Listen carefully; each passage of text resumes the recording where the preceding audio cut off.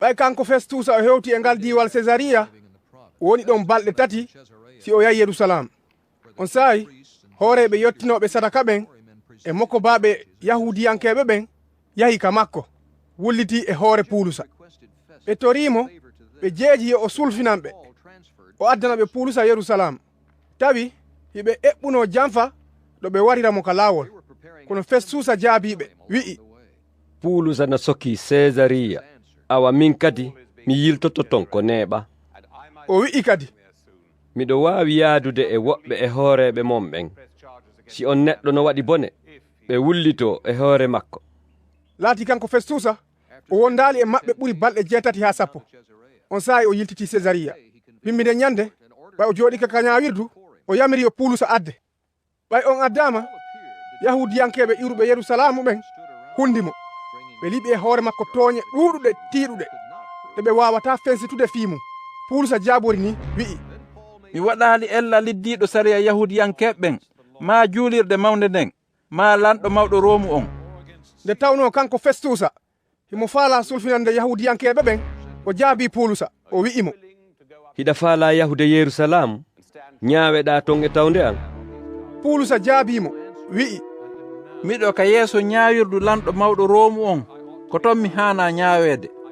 mi waɗali yahudiyankeɓe ɓen ella wo wono gelorɗon non onon tigi fota. Kono si miɗo mari ellaji e si mi waɗi kuuɗe foddude e mayde haray mi salotako wareede. Kono si tawi gonga o ala e tooñe ɗe ɓe tooñimmiɗen, haray hay goto wawata lan wattude e juuɗe maɓɓe. ɗum haray yo mi feƴƴu ka César lanɗo mawɗo Roomu on. ɓay Festusa yewtidi e ɓe o fewjodata ɓen o jaabi Pulusa o wi'i, ɓay a feƴƴini hoore ma ka César, a yaha yeeso César.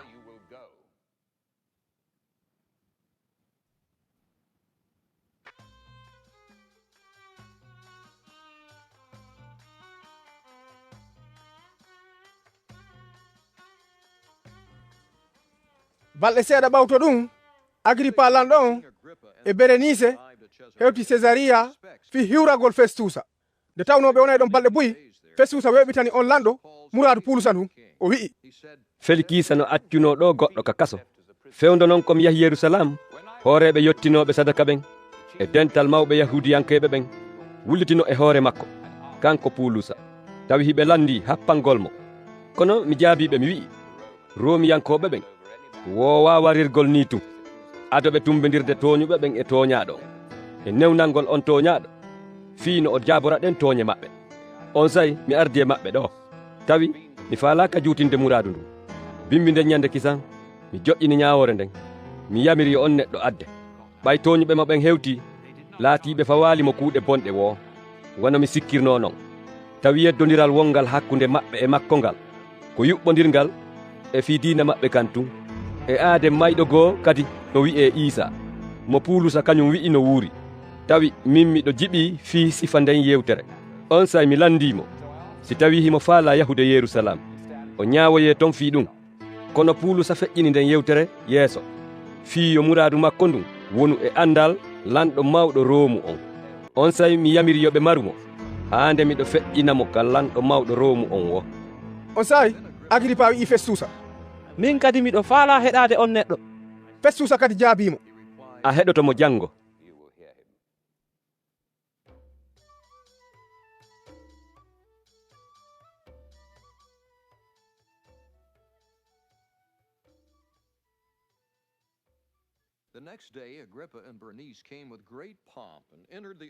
wimmide ñande Agrippa e Berenice ardi e hollitare mawde. ɓe naatidi e hooreɓe suufaɓe towuɓe ɓen e moko baɓe saare nden ka suudu tolnirdu. e yamirore Festusa Pulusa adda. On saayi Festusa wi'i, ko an yo Agrippa lanɗo e onon fof yo wonduɓe e amen, on yi'i o neɗɗo mo fiimum waɗi haajama yahudiyanke on Yerusalam fof e ɗo kadi aritorimi. hara hiɓe wi'a wonde o haana hande kadi wuurugol. Kono min mi faami o waɗali hay hunde ko foddi e wareede. Kono laati kanko tigi o feƴƴini hoore makko ka laamu dow dow. Mi tawi no moƴƴi naɓugol mo, kono mi tawi mi alaa hay hunde komi windana hoorejo dow dowjo on, hara koko haƙinƙini fii makko. Ko ɗum waɗi simi weeɓitimo yeeso mon tentini yeeso mon onon Agripa yo lanɗo on fii heɓugol goɗɗum komi winda nde lande ɗen lanni ko fii mi taw wasi tawi no ɓoyli ka naɓa kasojo hara hollaali ko ella honɗum woni e hoore makko. On saayi Agripa wi'i Pulusa, hiɗa newnana yewtal ngol hoore ma. on tuma Pulusa towni jungo o fuɗɗi jaabaade o wi'i, hande miɗo weltori heɓugol feere weeɓitangol on jaabande anden yo non Agripa lanɗo fiiɗe tooñe ɗe yahudiyankoɓe ɓen liɓi e hoore am fof ko fiiɗon andi haa yaltoyi naamuji yahudiyankoɓe ɓen fof e yeddondire maɓɓe ɗen fof. Ko ɗum waɗi simi torike on jebbilagol heɗolan. Yahudiyankeɓe ɓen fof no andi ko honno mi wurirno Yerusalem e ka leydi an gila ka fuɗɗode cukaaku an. Hiɓe andunolan gila ko neeɓi, hiɓe waawi noon seeditaade. Miɗo wuurirnowa farisiyajo mo fedde mum ɓurno cataade e diina amen kan. Joni noon miɗo ñaawede sabu tamaw fodaari ndi Allah on fodi baabiraaɓe amen ɓen din.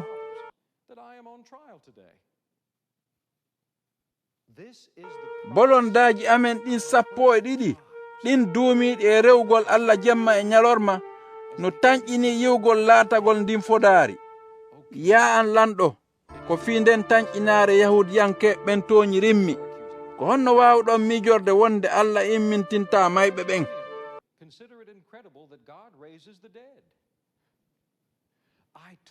Min tigi hari miɗo miijo wonde miɗo haani rewde peeɗen fof fii liddagol nde inde Isa o jeyaaɗo Nasirata. Ko ɗum mi waɗi Yerusalem. Min tigi mi sokii gomɗinɓe mo buyka kasooji wano hooreeɓe yettinooɓe sadaka ɓen newniraninmi non. Nde ɓe ñaaweteno fii wareede wo, min kadi tawayno miɗo wonani nden fewjoore. Awa kadi mi jokkayno ɓe soono wo e juulirɗe ɗen fof fii donkingolɓe. Miɗo ɓittinaynoɓe fii no ɓe yeddira gomɗinal maɓɓe ngal. E nder komi monantoɓe haa feƴƴita kon kadi mi cukkotonoɓe haa kacce e janane. Ko e nder ɗum mi yehi Damasi e hoore nelal e yamirore hooreɓe yettinoɓe sadaka ɓen.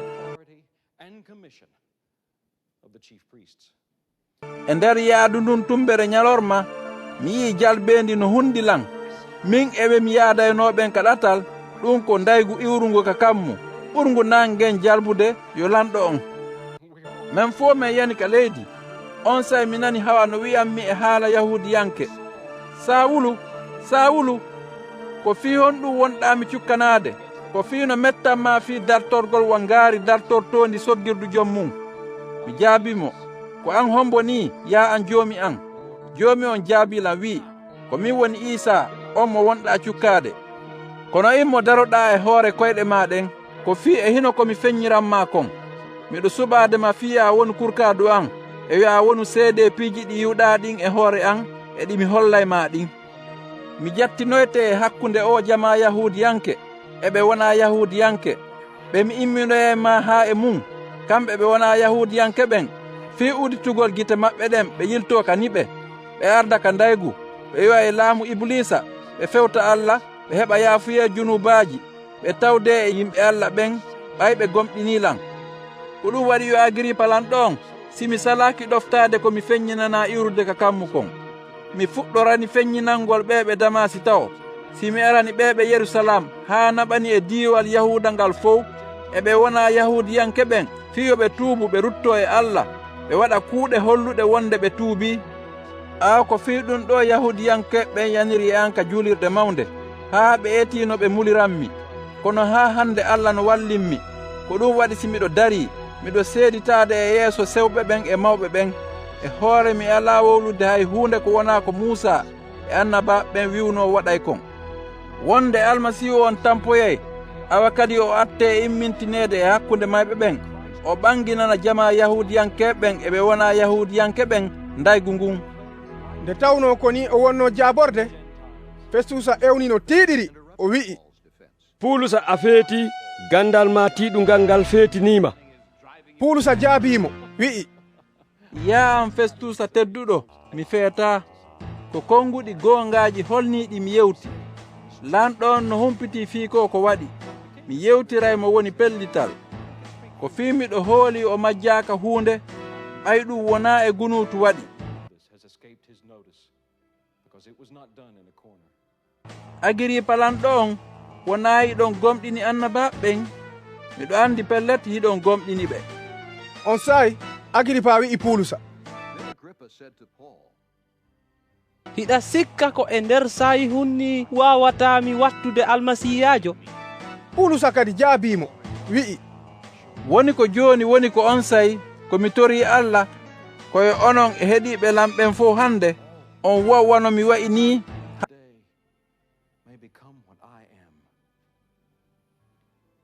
Hara hina e sifa ɗe jolkanɗe ɗo. On saayi lanɗo on e yeesojo diwal ngal e Berenice e jooɗodunoɓe e maɓɓe ɓen immi ko ɓe pottitoto ɓe woni e wi'indirgol. O neɗɗo waɗali hay hunde ko foddi e wareede ma jolkede. Agriba kadi wi'i Festusa, si o neɗɗo feƴƴinano hoore mum ka lanɗo mawɗo Romu on, hanno himo hana accitede. ɓay woni Adama men bakkoto ɗon e laana ndiyan fi yahugol Itali, ɓe ƴetti Pulusa e kasoɓe goo ɓe watti e juuɗe Yuliyusu, ɗum ko yeesojo dental suufaɓe jeyangal ka lanɗo mawɗo Romu on. min bakki ɗon e laana iwruka Adiramiyuna rewoyay ka Asie. min yahi tawi meɗen wondi e Macedoniyankojo wiyeteɗo Aristarke mo Tesaloni. bimmide ñande min hewti Siduna, sabu ko Yuliyusu jogorno Pulusa no moƴƴiri non, o newnanimo kanko Pulusa yahugol ka yiɓɓe makko ɓen waɗanamo faale makko on. ɓay men iwi ɗon min takki surire Sipuru nden, ko fi hari hendu ndu no alindade men. ɓay min takkike dade Baharu hunduɗo Silisi e Pamfili on, min hewti Mira, ɗum ko e nder Lisi. yeesojo konu on tawi ɗon laana iwru ko Alexandrie yahay ka Italie, o ƴawni men ɗon. tawi e nder balɗe boyi ko dowi men woni yaarude. min ɓattori nde saare kinidi kara han, kono nde tawno hendu ndu jaɓali men jokka ngol laawol, on saayi min takki soɓɓundu Salamone ndu min acciri Kereti ka ñaama. ɓay min serindori ɗon kara han, min hewti e nokkure no wi'e darorɗe labaɗe, ɗum ko takko nde saare wi'etende Lasayata. ɓay sa i juutuɗo feƴƴi tawi yaadu amen ndu ka nder ndiyan wondi e nawaare, ko fi hari sa i korka kam feƴƴi. ko ɗum waɗi si Pulusa haajiɓe wi'i, mi yii wonde ndu yaadu nder ndiyan gasata e ɓaawo masibo e kasara. ɗum noon hina fi laana kan e dolle ɗen tun, kono fi wonkiji men ɗin enen kadi. kono yeesojo dental suufaɓe ɓen hoolori joginowo laana kan e yeesojo makka on e diɓɓo heɗade yewtereji Pulusa ɗi. nde tawno ngal dingiral laaɗe ndiyan moƴƴa ndungu, ɓurɓe ɓen e maɓɓe aadi yoɓe yahu ɓe hettoya si tawi no gasa ka wi'eteɗon Fenika e ngal dingiral laaɗe wongal Kereti. hikkol ngal hirnange ñaamo e hirnange nano fiyo ɓe feƴƴi ɗon ndungu ngu. on saayi kenu wifi iwri ka sengo ñaamo, ɓe sikki wonde ɓe heeɓi ko ɓe fandino kon. on saayi ɓe towni darnir ɗum laana kan, ɓe serindi binde Kereti. kono ɓawto ɗum seeɗa keni moolanangi wifi sortori ka surire ginno wi'e keni funnange nano. laati laana kan wawari tindade hendu ndu naɓi ka. minen kadi min acci ka naɓi men. min yaari noon ha min bakkitori ka sengo ñaamo wirnitorgo suri hum tosokun no wi'e Kawda. kamin wawti laakun dandi torkunkun ɗon e hoore kara han. ɓay kun ƴawnama min heeɓi feere ƴettugol ɓoggi ɗin haɓɓa laana kan. nde tawno kadi meɗen hulno saggogol ka jaarendi sirtisi, on sayi min tippini darnir ɗum laana kan ka nder ndiyan. ko ni min yaari. nde tawno keni ngi no yeƴƴude men fota, wimmi nden ñande min woni e bugagol dolle ɗen ka ndiyan. ñande timmunode balɗe tati golloɓe ɓen ƴettani hoore mum alaji gollirɗi ka laana ɗin ɓe buggi ka ndiyan. tawi e nder balɗe buy hina nangue hina koode woni ko yalti. tawi keningi ɓurtu taɓitude tiiɗa ha min taƴi hisugol few e hoore ɗum. tawi neewi men ñamade sayi Pulusa hawti dari e hakkude yimɓe ɓen o wi'i, on jaɓanayno lan hara en iwali Kereti, ɗum on daɗayno o masibo e o kasara. joni mi ɓeydi on wakkilinde ko fi on fof wonkiji mon ɗin daɗay, ko laana kan tu woni daɗata. ko fi o Allah jeeɗolan onmo mi rewata, malaikajo mum on ari e an e o jemma. o wi'immi wota huluyo Pulusa, ko fi be daroɗa yeeso lanɗo mawɗo Romu on. awa kadi Allah yeɗete sulfu fiɓe wonduɗa ka ndiyam ɓen fof. ko ɗum waɗi si mi wiya on wakkile ko fiimiɗo hooli ko Allah wimmi kon waɗiray non, kono fo e mum be saggoyen e suriire. Ka jemmare 14 gila hendu ndu woni men bugodirde e on baharu Adriatika, golloɓe kalana ɓen soggiti ɓaɗagol amen leydi ndin tumbere jemma. On saayi ɓe yolli sawru eɓɓirdu ndun, ɓe tawi luggeri ndin ko sogone 80. ɓaymen woɗɗitike ɗon seeɗa ɓe yolliti ndu kadi ɓe tawi luggeri ndin ko sogone 60. nde tawno ɓe huluno yi'ugol ka laana kallancoto e kaaƴe. On saayi ɓe bugori darniɗe nayi laana kan ɓaawo, tawi ko ɓe habbi wo ko weetigol ngol. tawi golloɓe kalana ɓen no ɗaɓɓude no seedira e makka. On saayi ɓe tippini laakun danditor kunkun ka nder ndiyam, wasi tawi ɓe yahude waɗoya darniɗe laana kan yeeso makka.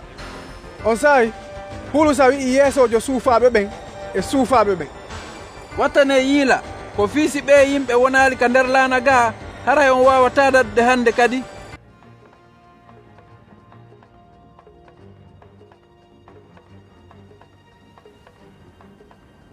on saayi suufaɓe ɓen taƴi ɓoggi laakun danditor kunkun ɓe acci kun yooli.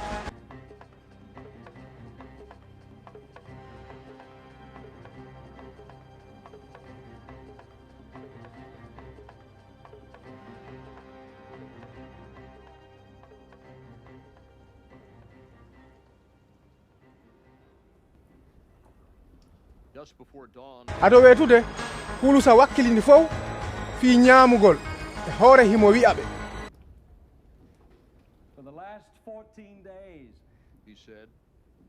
ko hande woni ñalande 14 nden hiɗon habbi e hoore on ñaamali hay hunde ha joni. mi wakkilini on joni ñaamugol ko fiɗum no haani fi no daɗiron.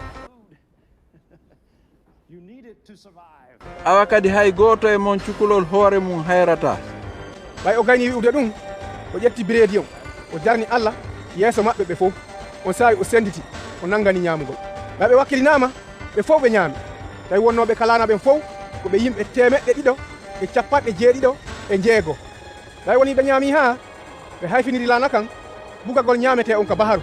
ɓay weeti laati ɓe antitali leydi ndi, kono ɓe hacci saldu baharu on e pencen mum. ɓe fottani nawrugol toon laana kan sino hawri. on saayi ɓe taƴi ɓoggi darnirɗe laana kan ɗin ɓe acciɗe ka ndiyam, ɓe acciti kadi kaɓɓi ardorɗe laana kan. on saayi ɓe fonti bagi wonɗo on ka leggal laana kan, ɓe fewtini e hendu ndun, ɓe yaari ka pencen saldu baharu on. kono ɓe hawroyi e mawre jaare e hakkunde waameji ɗiɗi, ɓe acci laana kan saggi ɗon. hakke ko yeeso laana kan iri tawi ka wawata dillude. awa kadi hakke ko morloɗe ndiyan ɗen tiiɗuno ɓaawo laana kan lanci. tawi kadi suufaɓe ɓen no miijino wargol kasoɓe ɓen, fiwata hay goto e maɓɓe fubbo laawo.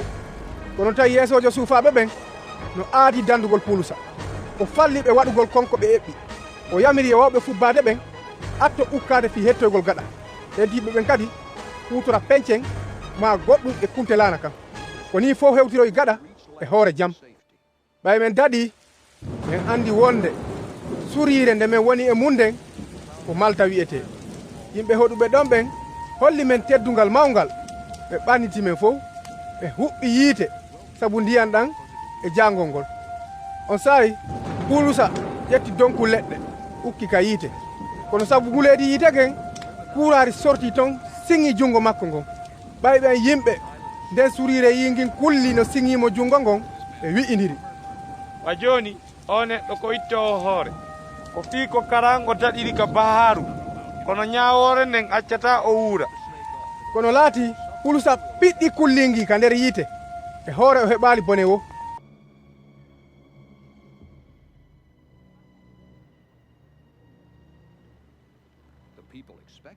tawi ɓe yimɓe ko habbi wo ko yi'ugol ka o ɓuuti ma ka o yanata o maayaki san. kono ɓay ɓe habbike haa ɓe yi'aali hay huunde ko heɓimo ɓe yiltiti, ɓe wi'i ko o allajo.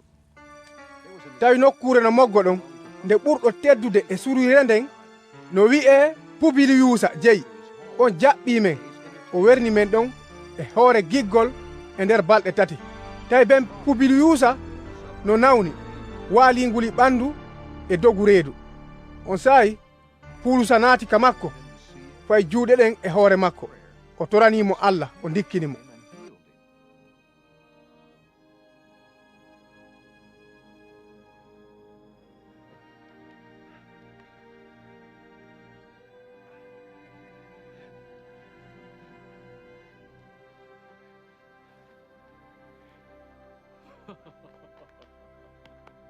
ɓawto ɗum nawnuɓe ɓen ka surure fof ari e makko, o dikkini ɓen kadi. On saayi ɓe waɗani men teddungal janal, ɓay woni men fokkiti kadi ɓe waɗani men dokke ɗe men handi e mum. ɓawto koɗagol amen e nder lebbi 3 min ƴawi ɗon e laana iwru ka Alexandrie, rumunoka e nden surire, maandiniranoka sanamuji funeji ɗin. ɓay min hewtoyi Sirakusa, min woni ɗon balɗe 3. ɓay min iwi ɗon e nder ko min takkoto kon, min hewti Regiyuna, bimminde ñande hendu ndu immori ka ñaamu ɓaawo amen. E nder balɗe 2 tawi min hewti Pusoli, min tawi ɗon musidɓe goo, ɓen tori men wondugol e maɓɓe ɗon balɗe 7. ko ni min yaari Rom. musidɓe wonɓe e nden saare humpitinoɓe fii amen ɓen ari haa e nde nokkure fottirde wonde Apiyusu, e haa e ngo hoɗo wi'etengo cuuɗi 3 hoɓɓe fii fottugol e amen. ɓay Pulusa yiiɓe, o jarni Allah, o ɓeydi wakkilaare. ɓay min hewti Romu, Pulusa newnana wonugol feere wondude e suufaajo goo ko aynamo. balɗe 3 ɓawto ɗum, kanko Pulusa o nodditi moko baaɓe Yahudiyankeɓe ɓen. ɓay woni ɓe moɓodiri. On saayi o hewtini ɓe nde yewtere ɗo, o wi'i, musidɓe, e ɓaawo waɗugol an jama on hay hunde ma dartagol aadaji mamiraɓe men ɓen, mi wattama e juuɗe Romiyankeɓe ɓen, mi soka gila Yerusalam. ɓay ɓen gayni landade lan, ɓe faala lan accitude, ɓay ɓe yiyali an hunde ko foddi e mayde. kono Yahudiyankeɓe ɓen darti, mi tawi min kadi be mi hewta lanɗo mawɗo Romu on, e hoore mi miijaki toñude jama an on. ko fii ɗum mi faaliranno on yiirude mi yewta on, ko fii ko sabu tañƴinaare Israilayankeɓe ɓen mi jolkira ngal jolokowal.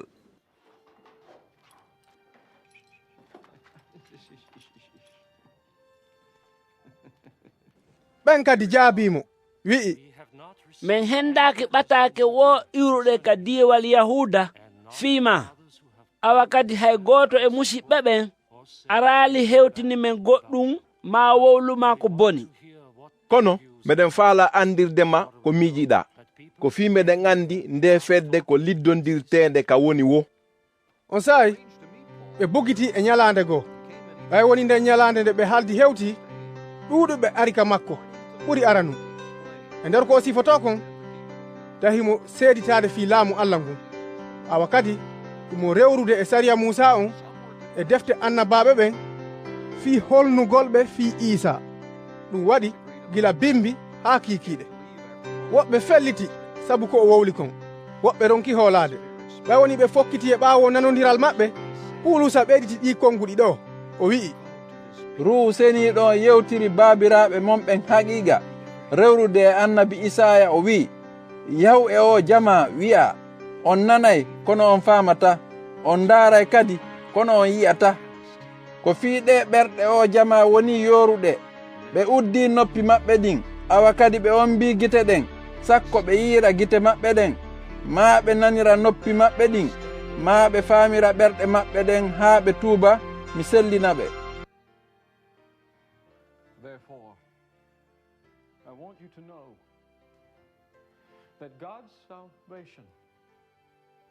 kanko Pulusa o ɓeyditi, o wi'i, ande o kisi e Allah addanama ɓe wona Yahudiyankeɓen, awale kamɓe ɓe heɗotomo.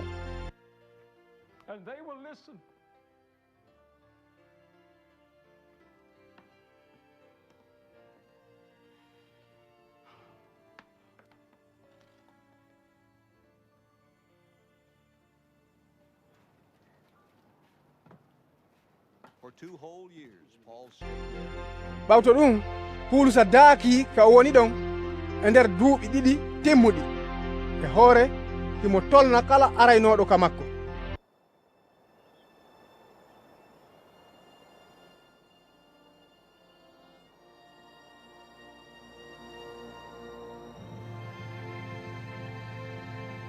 o waajo fi laamu allah ngun o jalnira kadi fi isa almasihu joomi on pelliltal timmungal e ɓaawo haɗede o kadi